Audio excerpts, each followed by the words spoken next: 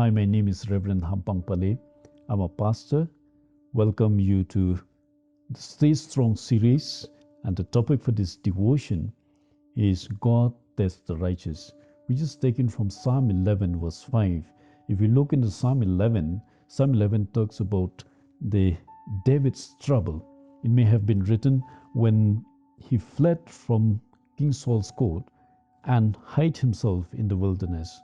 Or David may have written it when his son Absalom is pursuing him. And if you look in the psalm, his friends advise him to run and flee to the mountains away from his enemy. They said, flee like birds to the mountains because your enemies bend their bows and arrows to shoot you. This is what they advise him. But David, he did not run to the mountains. He didn't listen to the advice of his friends because the reason is he know where God is, who God is, and what God is going to do if you look in this psalm. And in verse 4 he said, the Lord is in the holy temple. The Lord is on his heavenly throne. And in verse 1 I liked, he said, in the Lord I take refuge. He trusts God in that period of time, his sovereignty. And Charles Spurgeon, he said he would rather dare the danger than exhibit a distrust in the Lord his God. Friends, if you look in the Bible, most of the people of God are being tested. If you look at the life of Abraham, Abraham was tested and asked to sacrifice his son.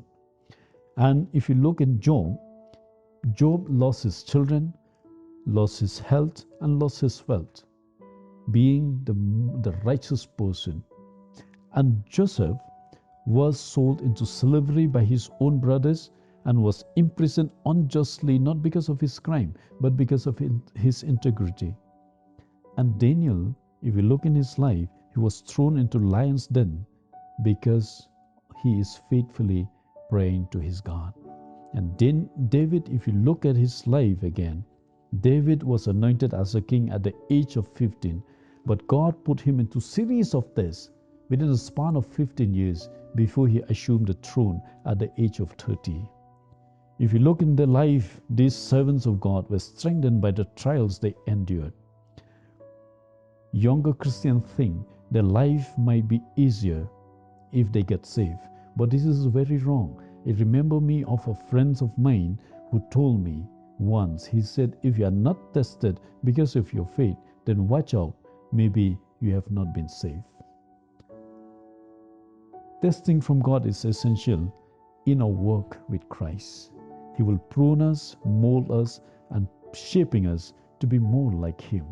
Sometimes He will take you to the lowest valley so that you will be able to understand others when they are in that path.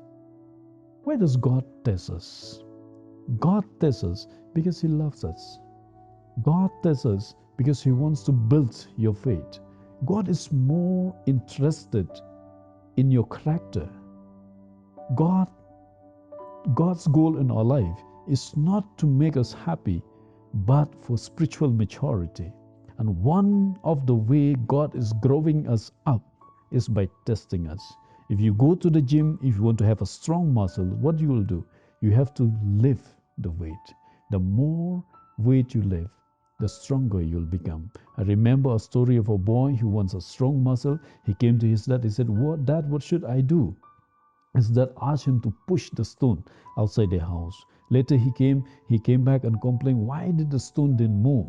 His dad replied, I never asked you to move the stone. I asked you to push it so that you'll become stronger. The next reason why God wants why God tests us, He prepares us for the next level. You want promotion? Get ready for the test. Moses was tested in the wilderness before he leads the Israelites. Joseph was tested in the palace and in prisons before he became the prime minister. And then Daniel was tested in the lion's den before he was promoted. And why does God test us? It's to prepare us for the blessing we are asking for. You must be tested before you are blessed. Everyone wants blessing, but none of us is excited to pay the price for the blessing. Friends, you may ask how to pass God's test. If you want to pass God's test, pray fervently. Have your daily quiet time. Be obedient to His guidance. Surround yourself with God's people and learn to be thankful. I like the saying which says, a thankful heart is a medicine for the soul. And friends, even as I close, let me tell you a story about a pencil maker who told a pencil 5 lessons before he put it in the box. He said, everything you will do, you will leave a mark. Number 2, he said, you can always erase your mistake. And number 3, he said, what is important is the inside of you.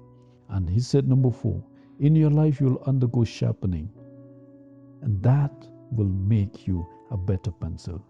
And lastly, he said, to be the best pencil, you must allow yourself to be held and guided by the hand that holds you. Friends, sometimes when you wonder why you can't hear God's voice in times of trials, just remember the teacher is always silent during the test. May God bless you. Thank you.